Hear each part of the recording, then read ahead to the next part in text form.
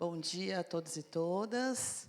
Dando início ao terceiro dia da nossa semana de capacitação, de licitação, quero convidar aqui a doutora Thais, a nossa procuradora, que vai estar falando um pouquinho conosco referente à dispensa, contratação direta.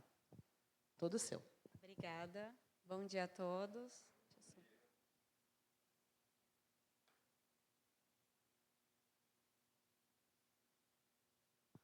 Bom, meu nome é Thais, sou procuradora aqui na Câmara, não sei se todos já me conheciam pessoalmente.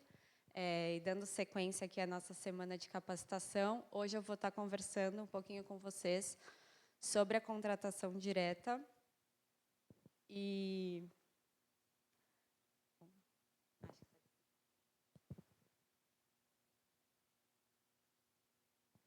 Bom, a gente sabe que, como regra geral, quando a administração quer contratar com terceiros, seja o fornecimento de um bem ou a prestação de serviço, como regra geral, vai ser realizada o processo de licitação, até pela determinação constitucional do artigo 37, inciso 21, que dispõe, né, que as obras, serviços, compras e alienações serão contratados mediante um processo de licitação.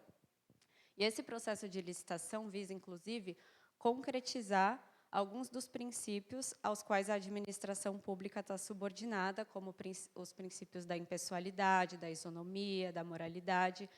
E aí eu estou falando dos princípios que norteiam a administração pública de uma forma geral e não daqueles princípios específicos da licitação que o Lucas já tratou na segunda-feira, que na nova lei, né, 14.133, são 22 princípios que são trazidos. Então, enfim, em vista desses princípios e dessa determinação constitucional, como regra geral, a contratação de bens e serviços pela administração pública é feita mediante licitação. Mas a própria Constituição, na parte inicial desse dispositivo, prevê a possibilidade da legislação trazer casos excepcionais em que a licitação não será realizada.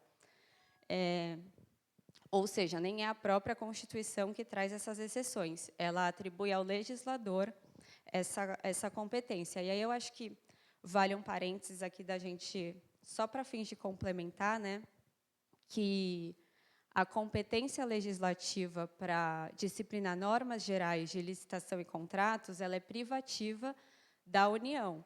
Ou seja, o legislador municipal não poderia, uma lei municipal, vir e disciplinar outras questões, né, outras hipóteses de contratação direta, seja por dispensa, seja por inexigibilidade, que não aquelas previstas na Lei 14.133, que foi editada pelo legislador federal, no exercício dessa competência legislativa que ele possui para editar as normas gerais, onde estão inseridas aí as hipóteses de contratação direta. E aí, agora, já vindo para o âmbito da Lei 14.133, a contratação direta teve algumas alterações, algumas novidades aí introduzidas na lei, mas não são tantas coisas assim. E eu acho que o primeiro aspecto importante, a Lei 14.133 começa a tratar da contratação direta a partir do artigo 72, e eu acho que um aspecto importante da gente lembrar é que, embora essa contratação possa ser feita de forma direta, independente da realização de um processo de licitação, que a gente sabe que tem aquele trâmite que a gente vem estudando aqui durante essa semana, isso não implica dizer que essa contratação possa ser feita de qualquer forma, né, sem observar nenhuma formalidade, nenhum requisito. Só pelo fato da administração poder contratar diretamente, ela não pode simplesmente ir ali na loja de informática da esquina e comprar o equipamento que precisa, ou na vendinha do lado e comprar o que ela quer. Ainda que não vá haver um processo de licitação, vai haver um processo de contratação direta que precisa estar formalizado, e nem sempre a gente tem muita paciência de ficar lendo, né, assim, os dispositivos, mas, nesse caso, eu achei interessante trazer aqui a própria redação do artigo 72 da Lei 14.133, porque ele funciona como como se fosse um próprio roteiro da contratação direta, né? Ele pode ser usado como um checklist para verificar se esse processo está observando as formalidades legais. E aí eu trouxe também umas palavras-chave para ficar mais fácil da gente só visualizar e daí em diante desenvolver. Então, o artigo 72, ele fala que o processo de contratação direta, que compreende os casos de inexigibilidade e dispensa, que são os que a gente vai ver mais adiante, deverá ser instruído com os seguintes documentos. E aí, o primeiro documento que ele traz é a formalização da demanda, que é justamente aquele documento que a Alessandra trouxe para a gente fazer o simulado, né, na segunda-feira, de preencher esse exercício tão importante, porque, afinal de contas, qualquer setor pode ser, eventualmente, um demandante. E como a Vivi também falou, eventualmente, essa formalização da demanda pode ou não, no caso de contratação direta, ser instruído com um estudo técnico preliminar, vai depender do caso, eventualmente da conveniência que a administração achar necessário ou não. E a formalização da demanda, ela nada mais é do que um pedido, né? Algum setor, determinado setor, precisa de um bem ou de um serviço, então ele precisa startar, né? Dar início a esse processo e ele começa justamente, então, com a formalização desse pedido. Aí eu achei interessante trazer aqui também a previsão do artigo 14 do ato da mesa 17 de 2023, que foi o ato que regulamentou aqui no âmbito da Câmara a lei 14.133. E aí, toda vez nessa apresentação que eu me referi ao ato da mesa, é esse ato. Eu não vou ficar falando toda vez que é o ato 17 de 23 que regulamentou, então é sempre esse ato. E aí, esse dispositivo, o artigo 14, ele atribui a uma comissão de contratação a competência para instruir os processos de contratação direta após a elaboração do documento de formalização da demanda. Ou seja, uma vez iniciado o processo, né, através do pedido do determinado setor, quem vai ter a competência de instruir esse processo de contratação direta nos termos desse artigo 14 será essa comissão de contratação. E, a partir daí, quais outros requisitos e documentos que são necessários para compor esse processo aí de contratação direta? Bom, é necessário ter a estimativa da despesa, que ela deve ser compatível, que ela fala, né, deve ser calculada na forma do artigo 23, que nada mais é que ele seja compatível com o valor de mercado. Essa estimativa de despesa é, portanto, um orçamento, né, eu ter uma noção do quanto eu vou gastar. E aí também preciso saber o quê? A disponibilidade orçamentária, ou seja, se eu tenho recursos, né, se eu tenho receita para fazer frente àquela despesa que provavelmente eu vou executar com aquela contratação. Ainda que a contratação seja de forma direta, também é necessário que o contratado preencha os requisitos de habilitação e qualificação mínima que a lei exige. É preciso ser justificada a escolha do contratado, até em observância ao princípio da impessoalidade, né, ao qual está subordinada a administração. Diante desse princípio, eu preciso justificar. Eu estou fazendo uma contratação direta, então, por que eu estou contratando com essa pessoa? E aí, essa justificativa talvez vai ficar um pouco mais clara da gente visualizar quando a gente vê os casos específicos, né, as hipóteses que vão dar ensejo a uma contratação direta. Preciso também justificar o preço, né, já que eu estou contratando diretamente, por que eu estou pagando esse preço?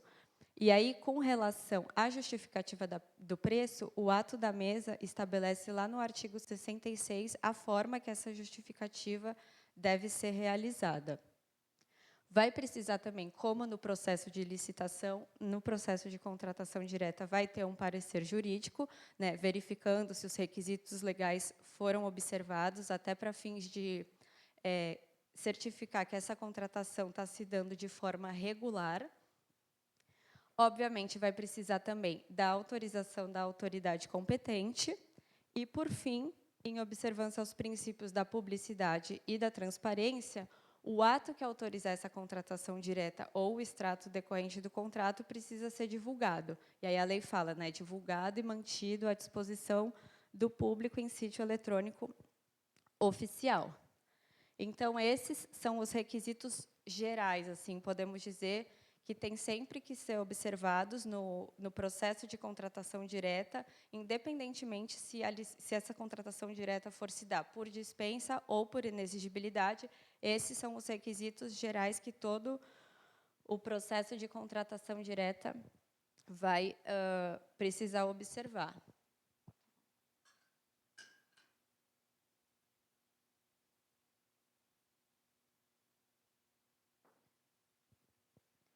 E aí, dando continuidade, no artigo 73, a lei fala sobre a hipótese de acontecer, eventualmente, uma contratação direta indevida.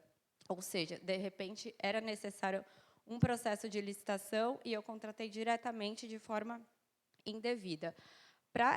E aí, em caso, inclusive, tem que ter dolo, fraude ou erro grosseiro. Se tiver presente esses fatores, né, haverá a responsabilidade solidária, tanto do agente público responsável pela contratação, quanto do contratado.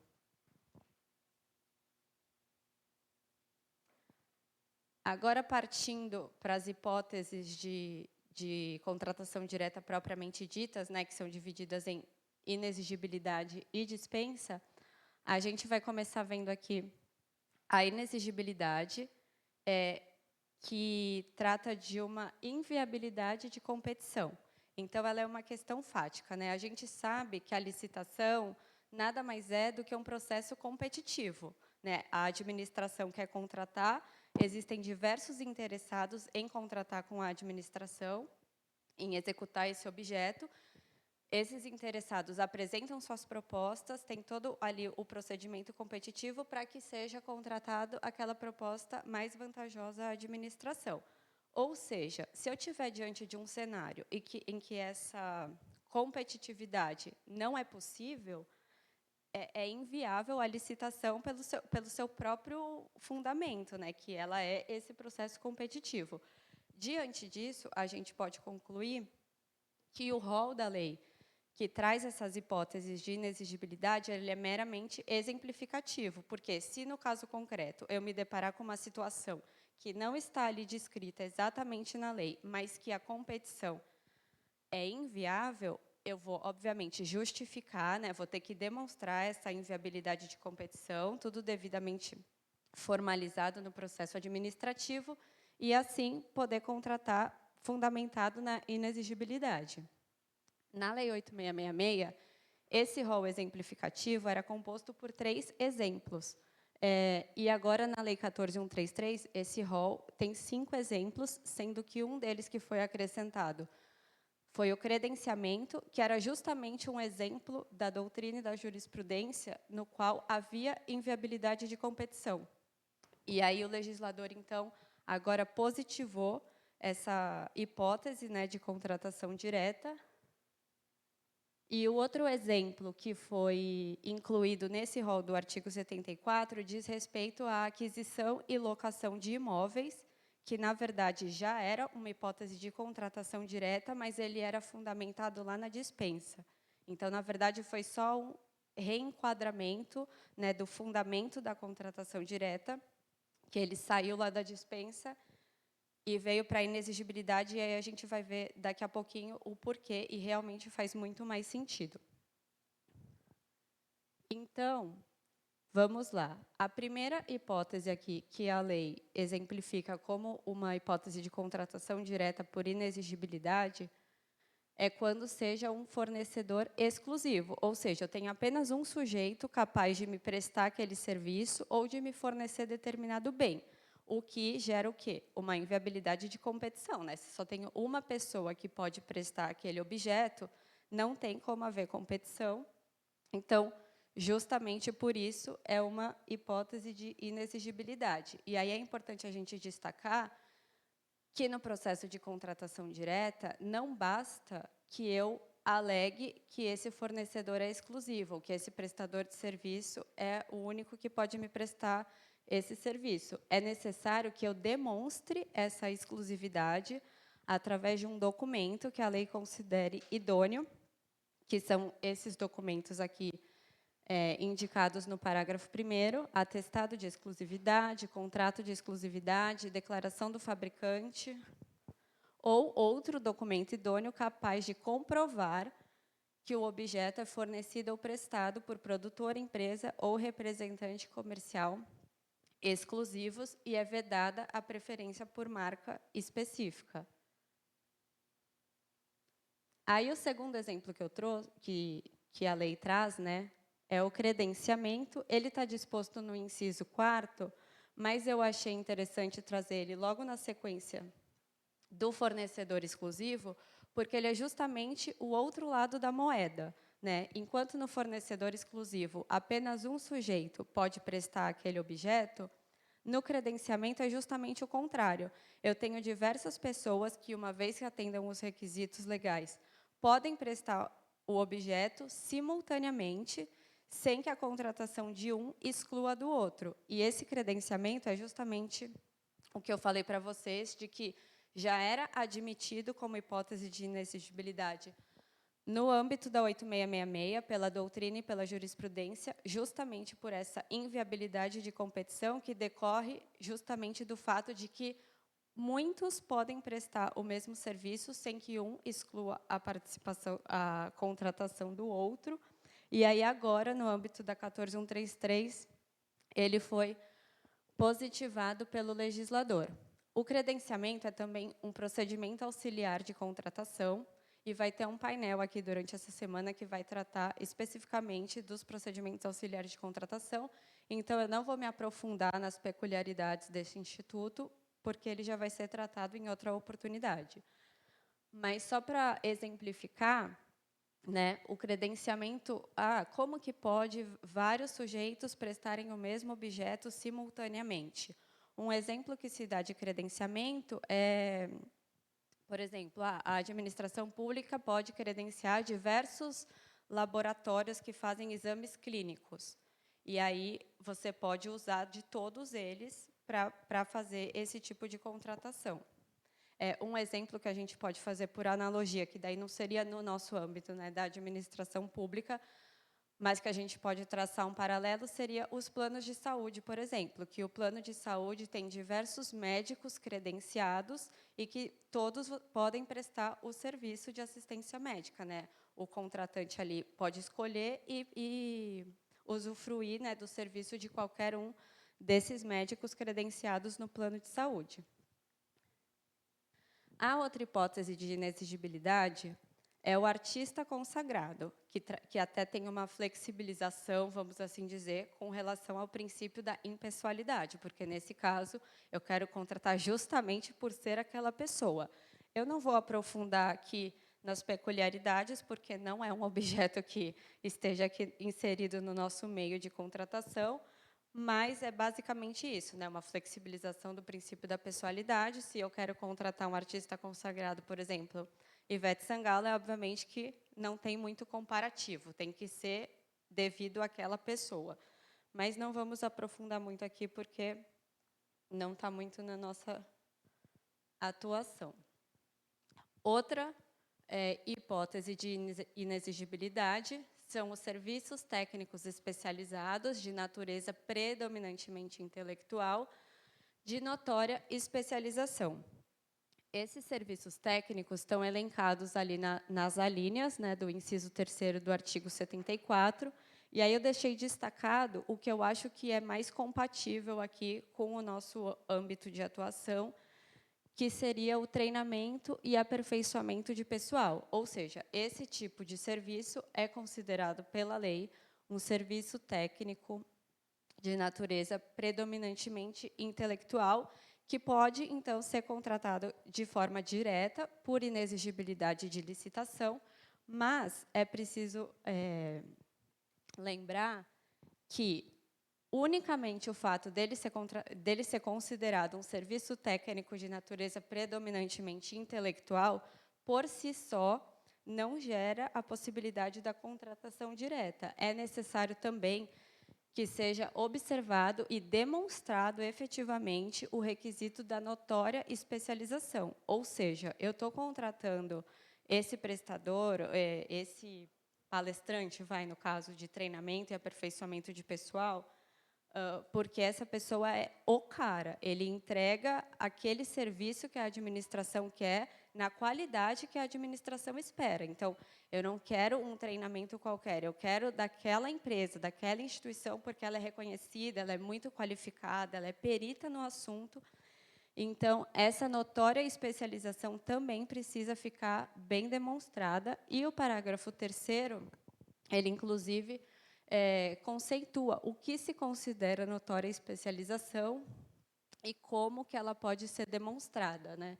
Então, ele fala ali, profissional ou empresa cujo conceito no campo de sua especialidade, decorrente de desempenho anterior em estudos, experiência, publicações, organização, aparelhamento, equipe técnica ou outros requisitos relacionados com suas atividades que permitem inferir que o seu trabalho é essencial e reconhecidamente adequado à plena satisfação do objeto contratado.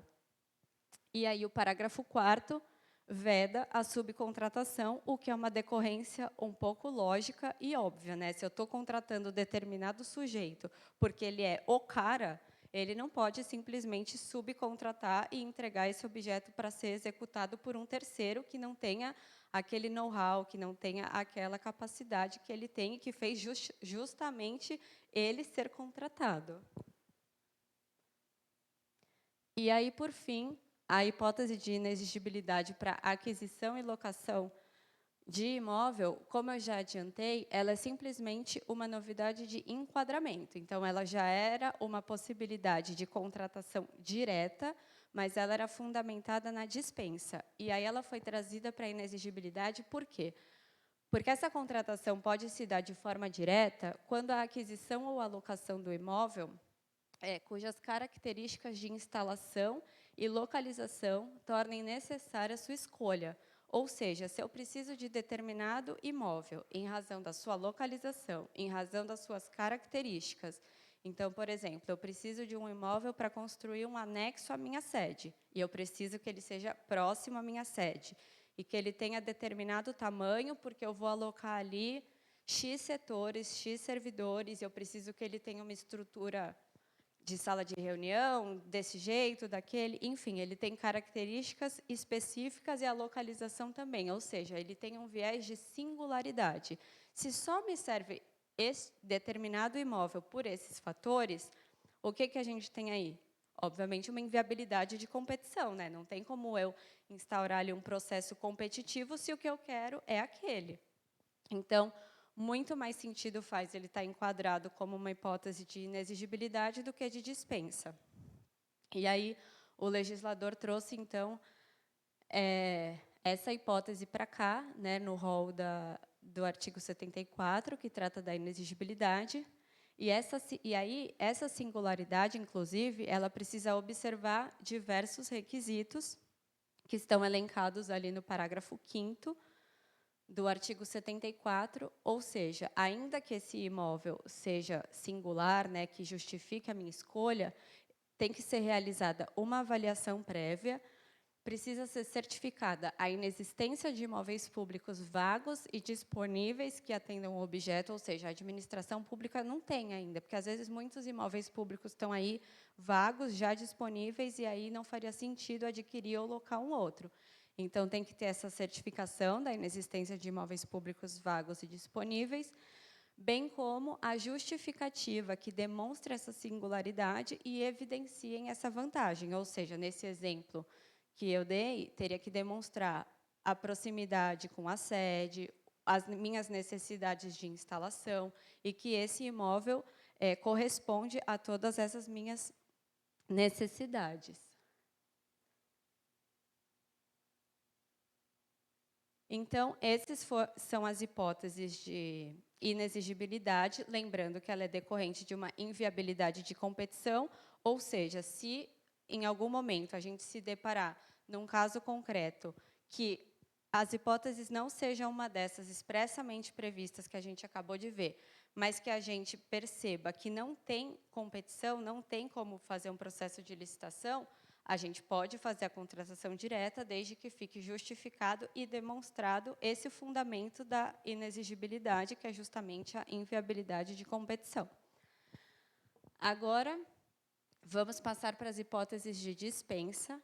E, enquanto na inexigibilidade, aquele rol que a gente viu, ele é meramente exemplificativo, comportando, portanto, outras hipóteses, aqui, nos casos de dispensa, que se divide em duas categorias, dispensável ou dispensada, esse rol é taxativo, ou seja, somente nessas hipóteses disciplinadas pelo legislador que é possível a contratação direta. A dispensa está prevista no artigo 76 da Lei 14.133, e ela é uma determinação, ela é obrigatória, ou seja, ela não dá margem de escolha ao administrador quanto a realizar ou não uma licitação. Ele tem que fazer a contratação direta. E todas as hipóteses desse artigo 76 da licitação dispensada, eles tratam de alienação de bens. Só que o contrário não é verdadeiro. Eu vou explicar brevemente, e a gente também não vai se aprofundar muito aqui nessas hipóteses da licitação dispensada, porque elas estão alheias aqui ao nosso âmbito de atuação, muito provavelmente não seja o tipo de contratação direta que a gente execute. Mas, como regra geral, a alienação de bens públicos depende de licitação. E aí, os incisos do artigo 76 elencam algumas hipóteses, são todas relacionadas à alienação de bens, de que a licitação é dispensada, não comporta a realização da licitação pelo administrador público. E aí, agora, vamos ver aquelas que mais estão inseridas aqui no nosso contexto, que são as hipóteses de dispensa por licitação dispensável, que estão disciplinadas no artigo 75.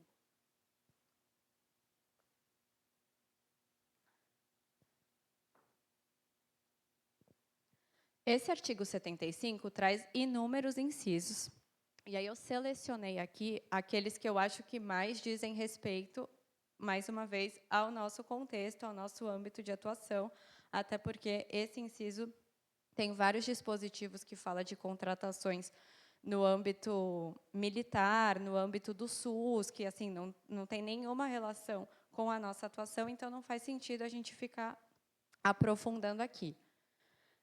Então, aqui, a primeira hipótese de licitação dispensável é aquela decorrente de baixo valor. E aí, esse valor se diferencia a depender do objeto, né? Se for obra, serviço de engenharia ou serviço de manutenção de veículos, que foi um serviço, é uma novidade, né, aí pela Lei 14.133, como hipótese de contratação direta. Esse tipo de serviço, né, de engenharia, manutenção de veículos e obras, a licitação pode ser dispensável se o valor for inferior a R$100 mil. E se forem outros serviços ou compras, o valor inferior a R$50 mil. E aí até acho que a Vivi também já trouxe essa informação na segunda-feira, que esses valores que estão ali no caput, no inciso 1º e inciso 2º do artigo 75, esses valores cheios, na verdade, eles são atualizados anualmente, salvo engano, sempre em janeiro, por meio de decreto. E o decreto que está vigente atualmente é esse decreto 11.317 de 22, que atribui esses valores.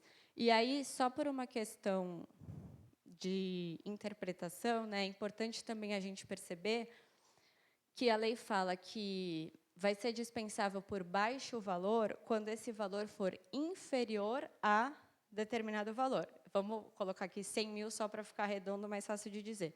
Então, isso implica dizer que se o objeto for R$100 mil, a licitação não é dispensável, ela precisa de licitação. O valor cheio, não. Então, é inferior a R$100 mil. Então, tem que prestar atenção com relação a isso. E aí, como que eu vejo esses limites, né, para não dar aquilo que a gente chama de fracionamento de despesa. Já que eu posso contratar de forma direta por um valor inferior a 50 mil para compras, vou fazer várias compras de 49 mil, assim eu posso contratar diretamente tudo? Não, não é assim. A gente precisa ter essa aferição desses limites. E, na verdade, essa prática de aferição já era adotada no âmbito da Lei 8666, mas ela era uma construção doutrinária e jurisprudencial, essa forma de aferição. Ou seja, isso já é aplicado, na verdade, na prática, mas agora, na 14133, o legislador também positivou e deixou de forma expressa como que é feita essa aferição, que ela vai considerar o exercício financeiro da unidade gestora e o somatório de despesa realizado com objetos da mesma natureza. E aí, o parágrafo 7º traz uma exceção para fins desse cálculo, né, de soma até chegar ao valor, né, essa aferição, que, se a gente tiver diante, não é o nosso caso, porque, atualmente, a gente não tem uma frota de veículos própria da Câmara. Mas, se tivesse, ou se viermos a ter em algum momento, e esses veículos precisem de manutenção, esse tipo de serviço de manutenção de veículos, se o valor for, e aí, de até 8.000, ou seja, nesse caso, se for 8.000, não conta para fins de aferição. Cada contratação pode ser dispensada sem que você some a cada manutenção que seja necessária esses 8.000. Porém, se esse serviço de manutenção ultrapassar o valor de R$ 8.000, aí sim começa a somar, considerando, nesse caso, como o montante total, o valor inferior a R$ 100.000, porque é serviço de manutenção de veículos automotores. Então, esses são os casos de dispensa em razão do baixo valor.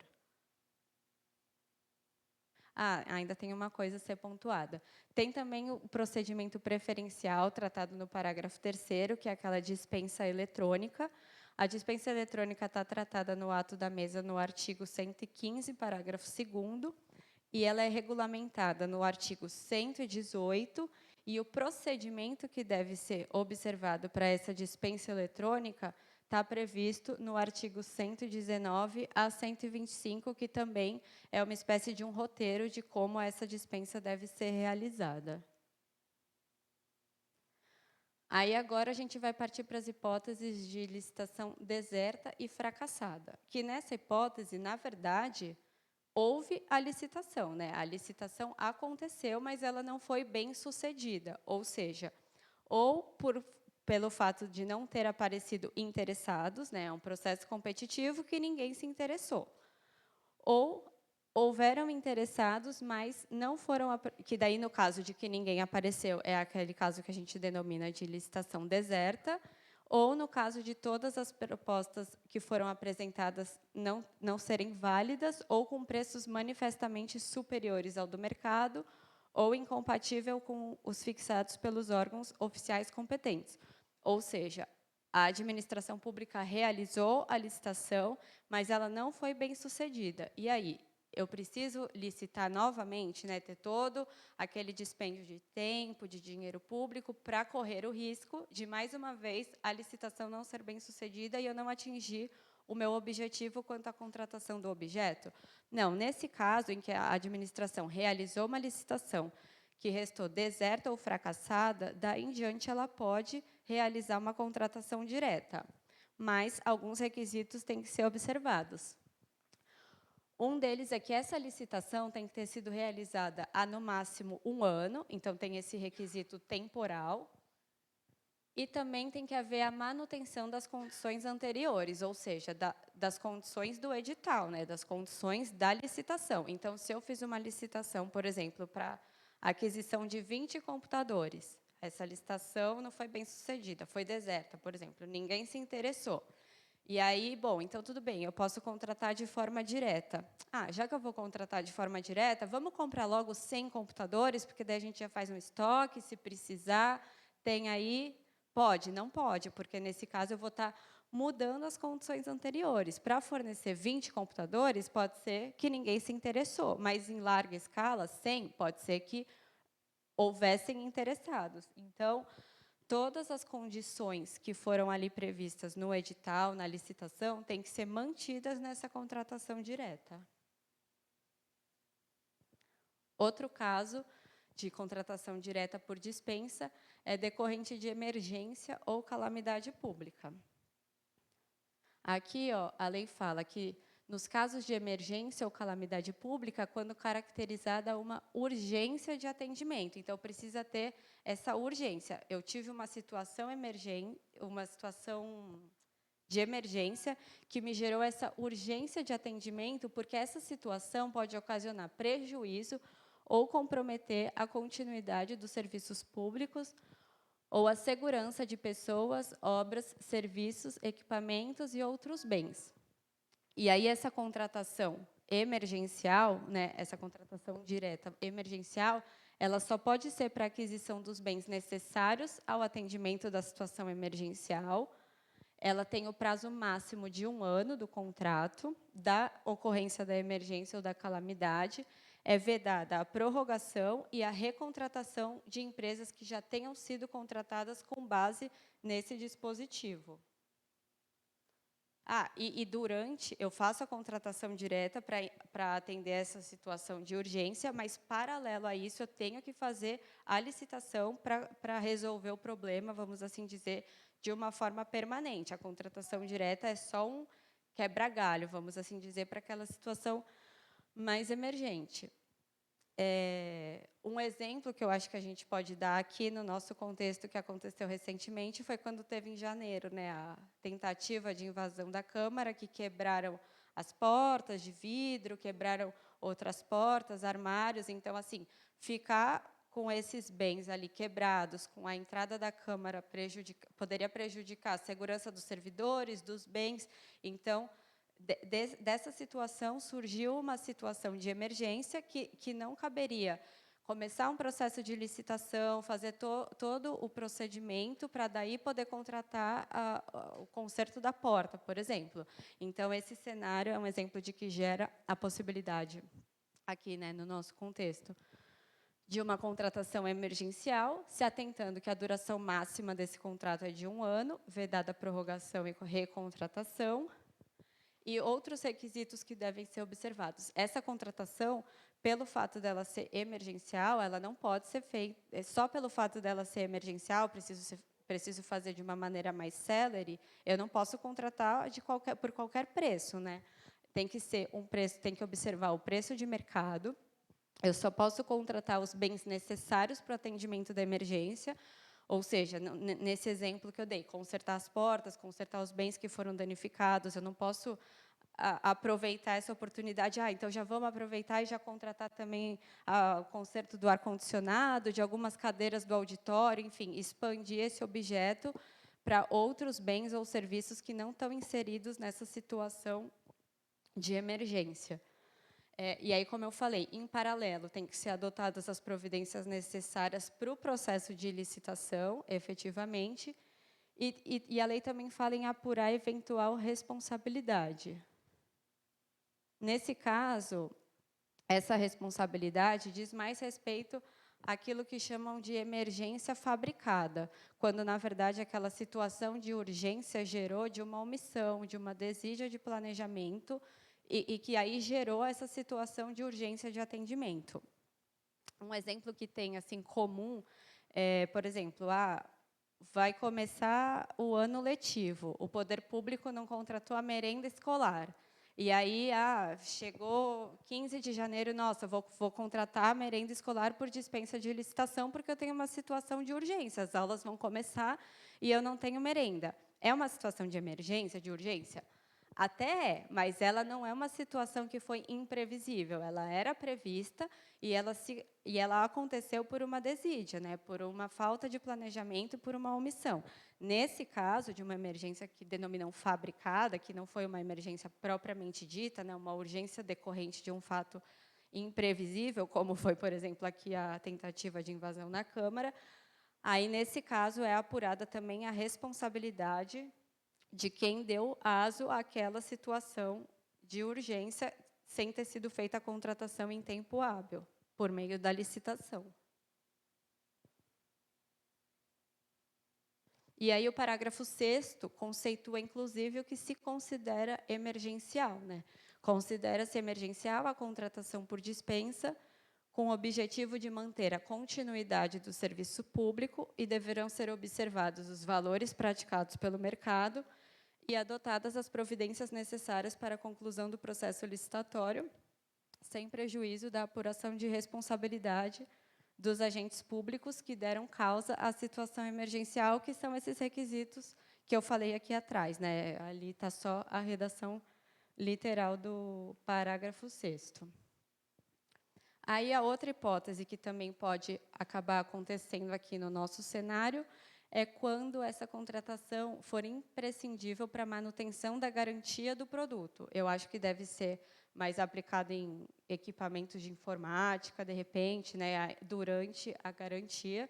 Então, é para a contratação que tenha por objeto bens, componentes ou peças de origem nacional ou estrangeira, necessários à manutenção de equipamentos a serem adquiridos do fornecedor original desses equipamentos durante o período de garantia técnica, quando essa condição de exclusividade for indispensável à vigência da garantia. Então, o próprio dispositivo legal, por si só, diz, né, os requisitos, que tem que ser durante esse período de garantia técnica, e essa condição de exclusividade tem que ser indispensável para a vigência da garantia. Ou seja, se eu contratar outra peça de outra forma, eu vou perder a garantia, e aí também não vale a pena, né, esse custo-benefício.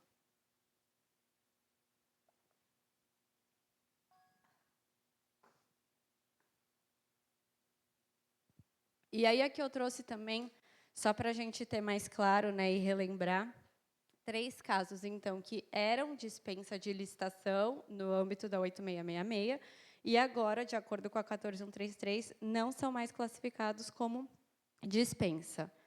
Um deles, eu vou falar primeiro, porque eu já falei, né, na verdade, a compra ou locação de imóvel em razão de suas características, que passou a ser inexigibilidade, pelo aquele aspecto de ausência de competição que a gente falou. A contratação de organizações sociais, que era uma impropriedade, né, porque elas não firmam um contrato com a administração pública, é um termo de parceria, então ele também foi retirado das hipóteses de dispensa. E outra coisa é a conclusão de obra, serviço ou fornecimento, o remanescente em virtude de extinção de contrato, que são aquelas hipóteses que eu realizo a licitação, e aí, por algum motivo, no decorrer da execução contratual, esse contrato é extinto, ou por descumprimento do contratado, ou, enfim, por algum motivo, esse contrato é extinto, só que o objeto não foi integralmente cumprido, ficou algo a finalizar. E aí, precisa ser finalizado esse objeto. No caso de uma obra, por exemplo, fez só a metade, precisa finalizar. E, então, qual que é a providência? Pode, né, ainda pode, chamar o próximo, né, o próximo classificado na licitação, a princípio pelas mesmas condições do primeiro colocado, e caso os próximos classificados não aceitem contratar nas condições do primeiro, pode haver uma negociação. Isso era considerado dispensa de licitação no âmbito da 8666, o que, de certa forma, também é uma impropriedade, porque, nesse caso, a licitação foi feita, ela foi realizada, e eu chamar o próximo, eu estou, inclusive, respeitando a ordem de classificação. Então, eu não estou dispensando a licitação, ela foi realizada, eu só estou prosseguindo, né, chamando os próximos diante de uma inexecução contratual. E aí, então, eles simplesmente tiraram, dentre as hipóteses ali elencadas como dispensa, mas isso continua acontecendo, mas ele está tratado na parte de contratos administrativos, da formalização dos contratos, no artigo 90, parágrafo 7º, que fala: será facultada à administração a convocação dos demais licitantes classificados para a contratação de remanescente de obra, serviço ou fornecimento, em consequência de rescisão contratual, observados os mesmos critérios estabelecidos no parágrafo 2º e 4º deste artigo. O parágrafo 2º fala isso, né, que são nas mesmas condições do primeiro, e, se ninguém aceitou, é viabilizada a negociação. Então, só para a gente lembrar e ter em mente que esse tipo de prática ainda é possível, mas ela não é mais considerada uma contratação direta, até porque, de fato, a licitação foi realizada. Então, eram essas as considerações que eu trouxe para compartilhar com vocês. Eu queria reiterar o que a Alessandra já colocou aqui, tanto ontem quanto na segunda, que vai ser uma novidade para todo mundo, né, a aplicação dessa lei. embora ela já esteja em vigência aí desde 2021, a virada de chave, a aplicação efetivamente vai se dar aqui para nós e para a maioria a partir do dia 1º de janeiro de 2024. Então, é natural e é inevitável que, nesse caminho, dúvidas vão surgir, questionamentos vão acontecer. E a prova disso é que a 8666 está aí há 30 anos, né, no ordenamento jurídico, e até hoje a gente tem dúvida, e até hoje a gente tem situações que a gente se depara e pensa, o que fazer, como proceder. Então, assim, considerando que essa lei vai começar a virar agora, é natural que a gente vai construir um aprendizado, um aperfeiçoamento. E aí eu me coloco à disposição, né, para as dúvidas que forem surgindo, tanto aqui, né, com essa contribuição, quanto por meio da Procuradoria, que também vai estar sempre à disposição para ajudar a sanar essas dúvidas e essas questões que surgirem dentro do nosso âmbito de atuação, claro, do jurídico, acompanhar a doutrina, a jurisprudência, o posicionamento dos órgãos de controle, porque vai ser uma novidade para todo mundo. Então, vai ser realmente um aprendizado e uma construção que a gente vai já começamos, né, e que a gente vai aperfeiçoar daqui por diante. Então, obrigada a todos. Qualquer coisa, eu estou à disposição. Muito obrigada.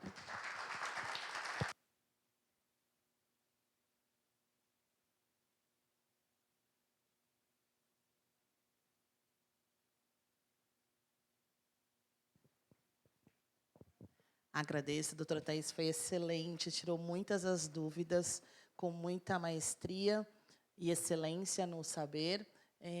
Gostaria de tirar uma dúvida. Estou com um contrato em vigência, né, que é uma prorrogação. No entanto, essa empresa, prestadora de serviço, ela não vem atendendo a contento e gerando um descumprimento contratual, que acaba rescindindo esse contrato. Existe prazo para que eu possa estar chamando, se acontecer de ter uma rescisão contratual, de eu poder estar chamando o segundo classificado na licitação? Eu até ia fazer essa observação e acabei esquecendo sobre a vigência da 8666, né? Na verdade, ela vai encerrar agora, né? Mas assim, a gente ainda vai continuar lidando com ela por algum bom tempo, né? Porque os contratos que foram firmados com base na lei 8666 vão continuar vigorando com base nessa lei. E aí, nesse caso de remanescente, né? Você diz. Se você vai extinguir o contrato para chamar o próximo, eu entendo, não tem nenhum prazo expresso, mas eu entendo que tem que ser uma providência imediata, assim, né, contínua, porque se você extinguiu o contrato e você precisa continuar a execução daquele objeto, a decorrência lógica é que você adote as providências de continuar esse procedimento e chamar o próximo colocado para finalizar a execução.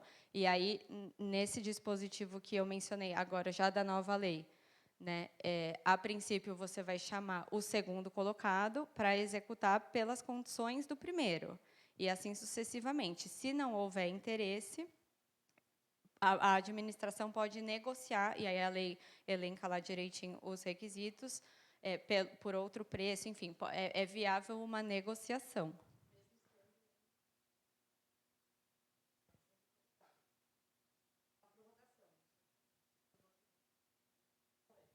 Eu entendo que sim. Porque é a vigência contratual, né? A vigência foi estendida por meio da prorrogação, então ela está perdurando. É uma continuidade.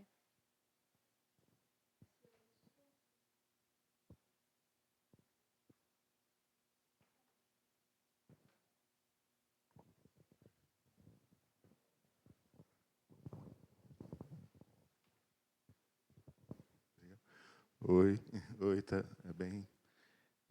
Queria parabenizar também você, Thais. Muito objetiva a sua. Não sei se precisa de microfone, mas precisa, né? Muito objetiva a sua apresentação. Tinha algumas coisas quanto ao limite, né, para dispensa.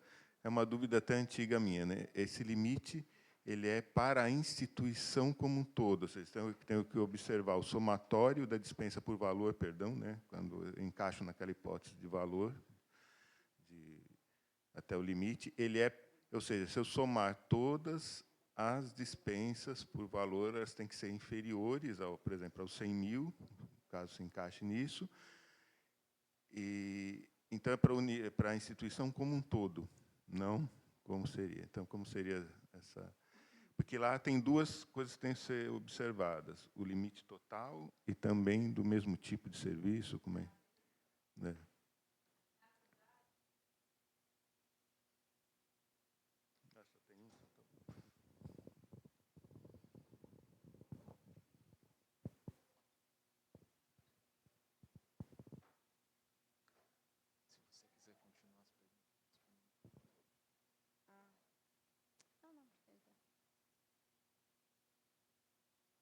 Ó, com relação à dispensa em razão do valor, o valor vai se diferenciar pelo objeto. Então, vamos dizer compras, por exemplo, né, inferior a 50 mil.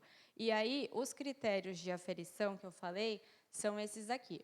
O somatório do que for dispendido no exercício financeiro, ou seja, esse critério temporal, no ano, pela unidade gestora. No nosso caso, então, a Câmara é a unidade gestora.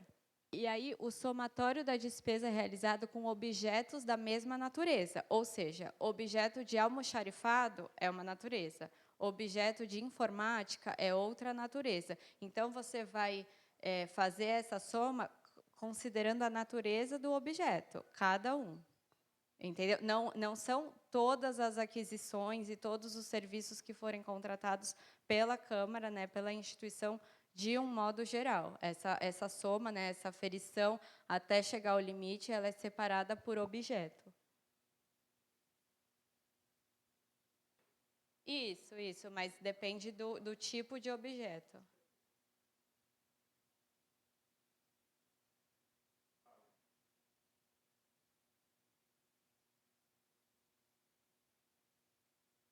Sim, mas é que daí tem que ser fixado um critério objetivo, né?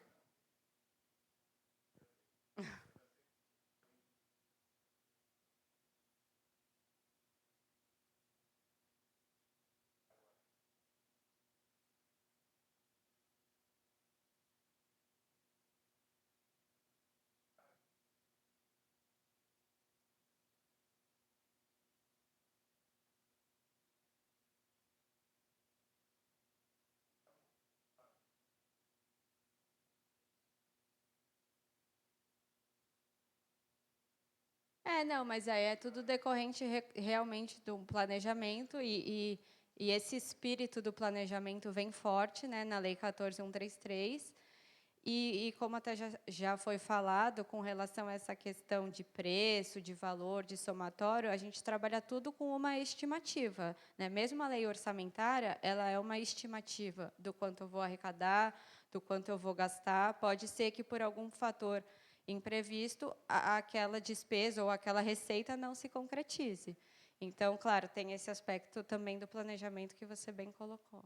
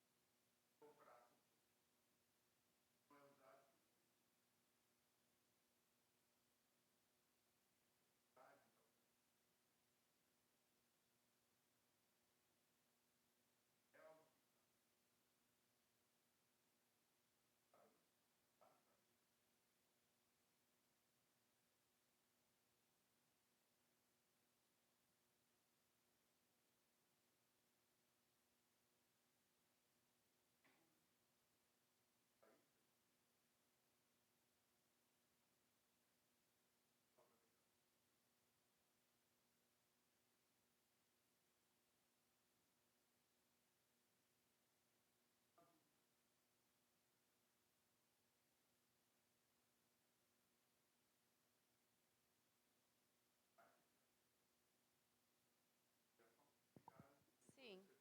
Eu estou falando que só ele, porque só me serve ele, só quero essa marca aí.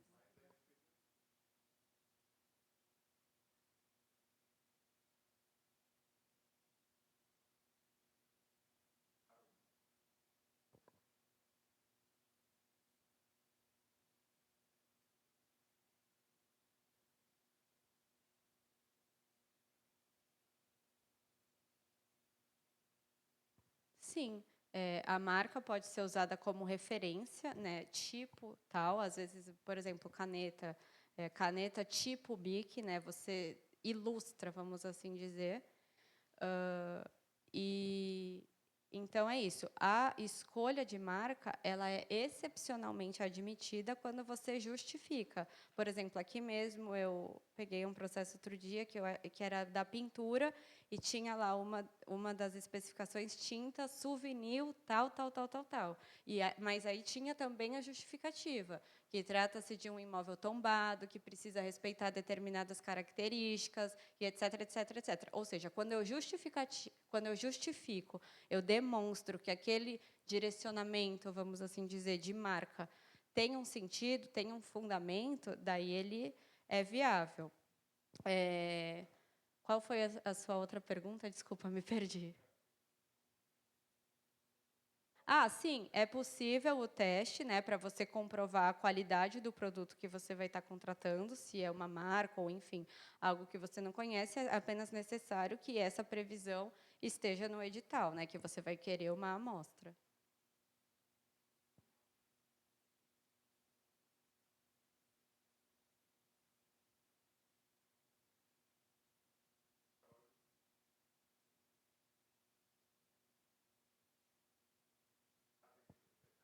Tem, mas esse é, inclusive, um dos requisitos, né, que a gente falou ali, que precisa demonstrar o preço, que ele precisa, né, estar com preço de mercado, e, inclusive, existem várias formas, aqui daí eu não esmiucei, de você demonstrar, por exemplo, que outras contratações com o mesmo objeto nos últimos 2 anos que você praticou, você dá ali os seus contratos, né, ou a nota fiscal, demonstrando que o preço praticado foi aquele. Então, que com essa nossa instituição ele não está contratando com um preço distinto. E se esse preço teve alguma alteração, ele também explica, justifica, devido à guerra, devido a... Então, você explica essa alteração do preço. O preço sempre tem que estar justificado, tem que ter a pesquisa de mercado. Tá bom?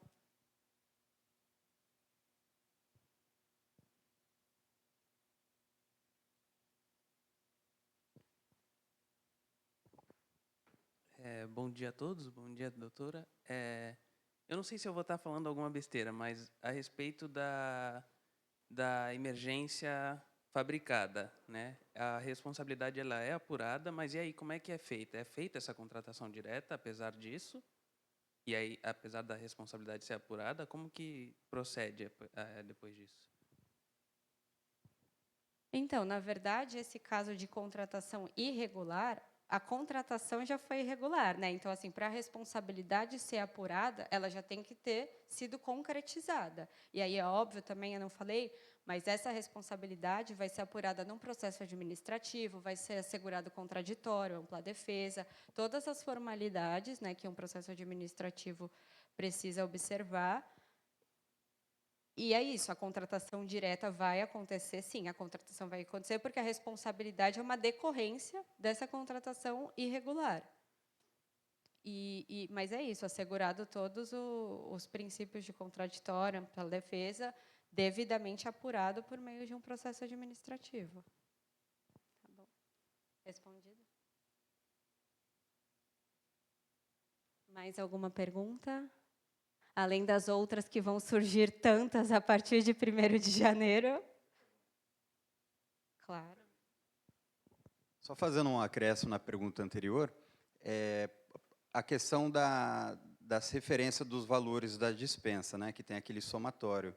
O interessante é apontar que antes, já no início do processo, havendo ou não o ETP, na fase de avançamento, por isso que se passa no setor orçamentário / tesouraria, que é justamente para poder apontar se há aquele recurso da reserva orçamentária.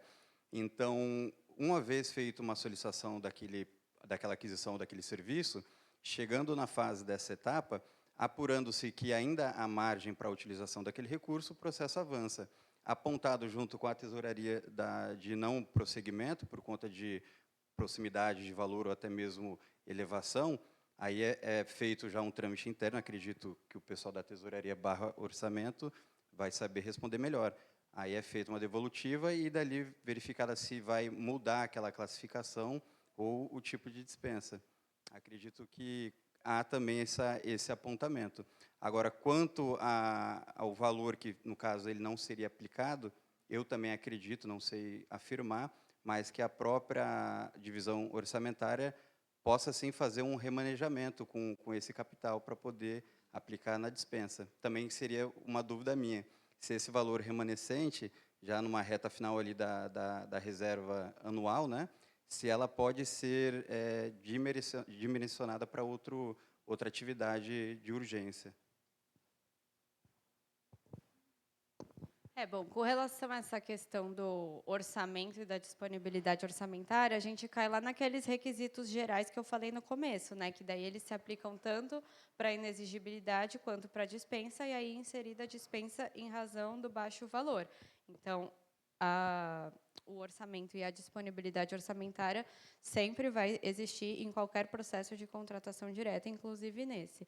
Agora, essa questão de realocar, aí eu já não sei como funciona no quesito ali mais do financeiro, né? Eu entendo juridicamente que a gente tem que respeitar o objeto. Você não pode fraudar ali, é um bem de almoxarifado, mas esse tipo de objeto já teve o quantitativo de contratação direta por baixo valor permitido da lei, então eu vou realocar ele ali em algum outro tipo de objeto para viabilizar. Me parece que não é possível. Agora, essa questão mais ali orçamentária, realmente eu não sei como o pessoal lá da tesouraria opera. É a divisão de controle e execução orçamentária que cuida disso. Ela tem uma divisão específica que cuida de saber, de fato, se tem a disponibilidade orçamentária. Né? A tesouraria fica apenas com a execução do pagamento, mas o controle, né, e a execução fica com essa divisão.